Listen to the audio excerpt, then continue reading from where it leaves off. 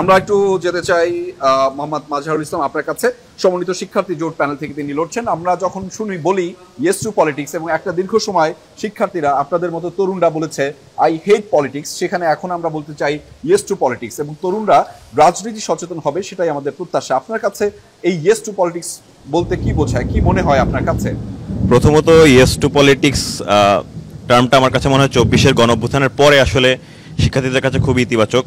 কারণ এদেশের পলিটিক্স বা পলিটিক্যাল যে কালচার, পলিটিক্যাল যে সংস্কৃতি রয়েছে, সে সংস্কৃতিতে আমরা দেখতে পাই আসলে ভোগবাদী মানসিকতা, যে নেতার লেজুর ভিত্তি করা, নেতার আশীর্বাদ পুষ্ট হয়ে বিভিন্নভাবে বিভিন্ন জনের জোর জুলুম জবরদস্তি করে একটি পদ ভাগিয়ে নিয়ে মানুষের যে জনতার সম্পদ, রাষ্ট্রীয় সম্পদ, সেই রাষ্ট্রীয় সম্পদকে আত্মসাৎ করাটাই আসলে এদেশের পলিটিক্যাল একটা ডেফিনেশন হয়ে গিয়েছে। সেই জায়গা থেকে 24-এ গণঅভ্যুত্থানের দ্বারা আমার কাছে মনে হয় এদেশের তরুণ সমাজ সেই ডেফিনেশনটাকে আসলে মাটি চাপা দিয়েছে, এবং মাটি চাপা দেওয়ার পর তারা আসলে নতুনভাবে পলিটিক্সকে আসলে এদেশে ইন্ট্রোডিউস করানোর চেষ্টা করছে। আমরা দেখতে পেয়েছি শিক্ষার্থীরা বিভিন্ন স্থানে চাঁদাবাজির বিরুদ্ধে আসলে রুখে দাঁড়িয়েছে। তারা দেশের ট্রাফিক আইনের জন্য তারা নিজে ঐক্যবদ্ধ হয়েছে। এলাকা ভিত্তিক যে আসলে সন্ত্রাস একটা পরিস্থিতি তৈরি হয়েছিল, সেই জায়গাকে তারা রুখে দাঁড়িয়েছে, এবং বিভিন্ন অন্যায় অবিচার নিয়ে তারা ভয়েস রেজ করার চেষ্টা করেছে। তারা আসলে এই জায়গায় মেইন যে জিনিসটা আসলে তারা ফোকাস করার ট্রাই করেছে সেটা হলো ট্রান্সপারেন্সি।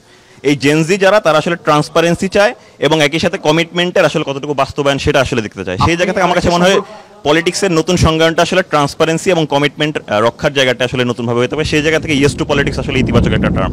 একটা সম্পূরক প্রশ্ন আপনার কাছে করি। আপনি পদের কথা বলছিলেন, যে যখন পদ নিয়ে নানান ধরনের কথা হয়, আপনি তো পদের জন্যই লড়ছেন। জি, সাধারণ সম্পাদক পদের জন্য আপনিও লড়ছেন। সেই পদটাকে আপনি যেভাবে বললেন যে নানানভাবে বিশেষায়িত করা হয়, আপনি যখন যদি পদে আসীন হন তাহলে কি আপনিও বিশেষায়িত করবেন? দেখুন, আমি ব্যক্তিগতভাবে ছাত্র শিবিরের যে মূল্যবোধ, সেই মূল্যবোধ জায়গা থেকে যদি আমি বলতে চাই, আমার কাছে এই পদ আসলে পদ না, এটা আমার কাছে একটা রেসপন্সিবিলিটির মতো। আমার কাছে রেসপন্সিবিলিটির লেন্স থেকে যখন আমি চিন্তা করবো, সে জায়গায় আমার আসলে ব্যক্তিস্বার্থ কিংবা ভোগবাদী মানসিকতা আসলে এখানে অ্যাবসেন্ট থাকে। আমার কাছে তখন আমার যে একটা স্পিরিট, আমার যে প্যাশন, মানুষের জন্য একটা সুন্দর সমাজ গড়ার প্যাশন, সবার অধিকার নিয়ে কাজ করার প্যাশন, সেটা আসলে এখানে ডমিনেন্ট থাকে। আমার কাছে মনে হয় সেই জায়গায় পদটা আমার রেসপন্সিবিলিটি, আর রেসপন্সিবিলিটি যখন থাকে সেখানে আসলে ভোগবাদী মানসিকতার ডমিনেন্স থাকে না। আচ্ছা, ধন্যবাদ।